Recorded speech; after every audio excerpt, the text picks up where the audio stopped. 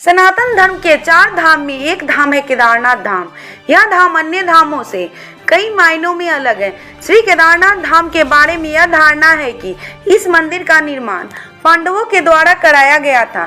दरअसल जब पांडवों ने कौरवों को हराकर विजय प्राप्त किया, तब एक बार श्री कृष्ण और पांडवों ने बैठकर अपने इस विजय पर मंथन करना शुरू किया। मंथन के दौरान श्री कृष्ण ने पांडवों से कहा कि विजय तो तुम्हारी हो गई, मगर इस लड़ाई में तुम्हें बड़ा पाप भी लगा है। यह पाप है अपनों की हत्या का। इस लड़ाई में तुमने अपने भाइयों, गुरुजनों समेत कई शवों की हत्या की है, जिसका प्रायश्चित करना होगा और यह सिर्फ शंभु ही करा सकते हैं। ऐसे में उनकी शरण में जाओ। इतना कहकर भगवान श्री कृष्ण अंतर ध्यान हो गए। इसके बाद पांडव भगवान शंकर की खोज में निकल पड़े। फिर भगवान शंकर उन्हें कैसे और कहाँ मिले और उनके मिलने के बाद पांडवों को मोक्ष की प्राप्ति कैसे हुई, जानते हैं श्री केदारनाथ मंदिर के प्रधान पुजारी जी से। ओम श्री गुरुभ्यो नमः। गुरवे सर्वलोकानां भिषजे भवरोगिणां निधये सर्वविद्यानां दक्षिणामूर्तये नमो नमः। हिमाद्रि पार्श्वे चटतेर मंत्रं संपूज्यमानं सततं मुनीन्द्रे सुरहासुरैर्य क्षमहोर गाडे केदारनाथं शिवमेकमीडे केदारनाथं शरणं प्रपद्ये। बाबा, इस मंदिर का क्या है पौराणिक कथा, क्या जुड़ी हुई है, इसके बारे में बताइएगा। अपने भारत देश में 12 ज्योतिर्लिंग है। 12 ज्योतिर्लिंगों में केदारेश्वर एक ज्योतिर्लिंग है। ऐसी ज्योतिर्लिंग है विश्व विख्याता, अपना देश में है, प्रसिद्ध, उच्च शिखर पर है। इस हिमालय पर विराजमान है केदारेश्वर जी। के मने ही स्वर्ग, द्वार मने ही दरवाजा है। स्वर्ग की दरवाजा, मोक्ष की द्वार मने साक्षात भू कैलाश मने यही केदारेश्वर जी है। इस क्षेत्र में साक्षात विष्णु भगवान ने नर और नारायण रूप में यहाँ तपश्चर्या करते हैं। तपश्चर्या करने के बाद देवों की देव महादेव ज्योतिर्लिंग के स्वरूप में यहाँ प्रकट होकर विष्णु भगवान को दर्शन देते हैं। विष्णु भगवान ने कहते हैं, हम तो आपके दर्शन से धन्य हो गए, लेकिन इस जीवात्माओं की कल्याण के लिए, विश्व की कल्याण के लिए यहीं विराजमान हो जाओ। बोले तो केदारेश्वर के स्वरूप में भोलेनाथ यहाँ विराजमान है।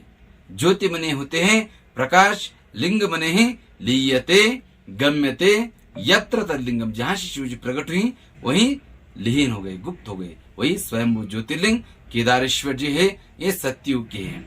उसके बाद महाभारत कुरुक्षेत्र के युद्ध के बाद पंच पांडवों को ब्रह्म हत्या, गुरु हत्या, गोत्र हत्या का श्राप लगते हैं। श्राप विमोचन के लिए हिमालय पे आते हैं, लेकिन भोलेनाथ एक जगह पे दर्शन न देते हुए अलग अलग जगह पे अलग अलग अंग से, अलग अलग शक्ति से जो दर्शन दिए वही पंच केदार से कहलाते हैं। केदारेश्वर, मधुमेश्वर, तुंगनाथ, रुद्रनाथ, कल्पेश्वर, यही 5 केदार है। ये पांचों केदारनाथ में भोलेनाथ बनारस काशी से उत्तर काशी, उत्तर काशी से गुप्त काशी, गुप्त काशी होते हुए इस हिमालय पे आकर भोलेनाथ पशु की रूप धारण कर सारे पशुओं में भोलेनाथ भी एक पशु की रूप धारण कर घूमने लगते हैं। लेकिन पंच पांडवों को पता चलाना बहुत मुश्किल हो जाती है कौन भोलेनाथ है उसमें।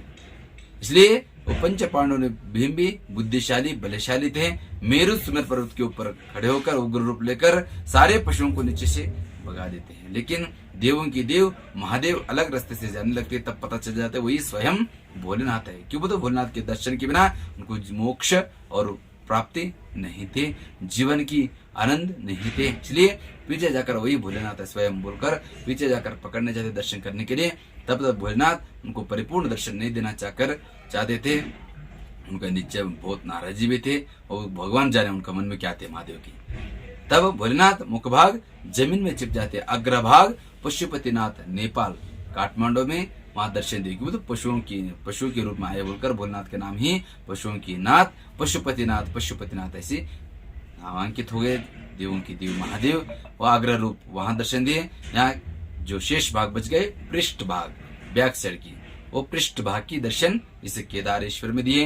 द्वितीय केदार भगवान मधुमेश्वर में नाभि की स्वर मध्य भाग की नाभि की स्वरूप दर्शन दिए। मदनांत का भक्त वसर, हमारे शरीर में काम क्रोध मद मत्सर दम अहंकार जो रहते हैं सभी को नष्ट करने वाले द्वितीय केदार भगवान मध्यमेश्वर जी हैं।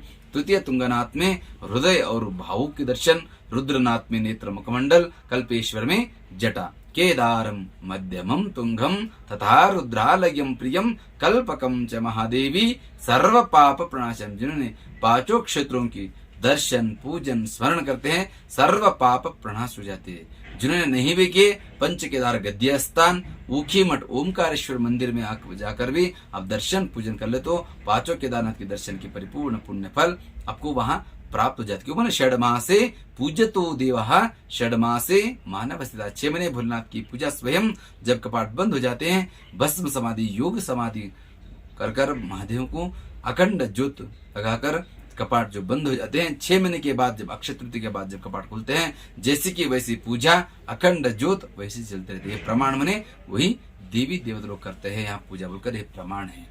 इसलिए तो कहते हैं अखंड ज्योत वैसे ही जलते रहते जी। हैं। इसलिए तो ये जीवात्मा हर दिन कितना पाप करते हैं, कितना झूठ बोलते पता नहीं। इसलिए तो कहते हैं अन्य क्षेत्रे कृतम पापम केदार क्षेत्र विनिश्यते, केदार क्षेत्र कृतम पापम वज्रलेपो भविष्यति। अन्यत्र जो जीवात्मा जाने अनजान में भी गलती किया हो इस क्षेत्र में आकर सप्त कोटेषु मंत्रेषु मंत्रः पंचाक्षर मान 7 कोटि मंत्र में पंचाक्षर मंत्र से नमः शिवाय बोलकर भी एक बूंद जल कर भाव से भगवान तुम्हारे चरणों में मैं भक्ति भाव से आया हूँ, जैसे भाव से नम्रता से श्रद्धा से जो भी एक बूंद जल चढ़ाकर परिपूर्ण आपकी जो भी संकट है यहाँ बोल दे तो भोलेनाथ को परिपूर्ण संकट दूर कर आपको जीवन को आनंद देते हैं, सुखमय कर देते हैं। ऐसे केदारेश्वर महादेव यहाँ विराजमान है। शायद इसी के लिए कहा जाता है कि पशुपतिनाथ का दर्शन अगर किए हैं तो केदारनाथ भी करना जरूरी हो जाता है। जब पांचों केदारनाथ के दर्शन होने के बाद परिपूर्ण दर्शन करना होना हो तो शास्त्र में कहते हैं पशुपतिनाथ काठमांडू में जो पशुपतिनाथ है वहां दर्शन कर ले तो परिपूर्ण दर्शन केदारेश्वर हो जाते हैं, वहां नहीं किए तो अधूरी रहते हैं। ऐसे एक इतिहास है तो पंच पांडवों जैसे बनाए। इसलिए दुर्गम स्थल में सभी लोग नहीं जा पाते हैं, इसलिए पंच केदार गद्य स्थान पे भी दर्शन कर ले तो पांचों केदारनाथ दर्शन पुण्य फल आपको वहां प्राप्त हो जाते। राजा महंदाता ने तपश्चर्या के स्थल है ऊखी मठ ओमकारेश्वर मंदिर में, तब भोलेनाथ ओमकार स्वरूप में दर्शन दिए और बाणासुर की पुत्री उषा और श्री कृष्ण के पोते प्रद्युम्न के लड़के अनिरुद्ध के साथ वह विवाह संपन्न हो। इसलिए उस मठ का नाम ही उषा मठ कहने लगते, बाद में अपभ्रंश होकर ऊखा मठ हो गए। ऊखा मठ से वर्तमान ऊखी मठ हो गए। गाँव का नाम ही मठ का नाम ही ऊखी मठ है। पहले तो शैव परंपरा में 5 पीठ है, रंभापुरी, उज्जैनी, केदार, श्रीशैल, काशी, जो शैव परंपरा के 5 पीठाधीश्वर है।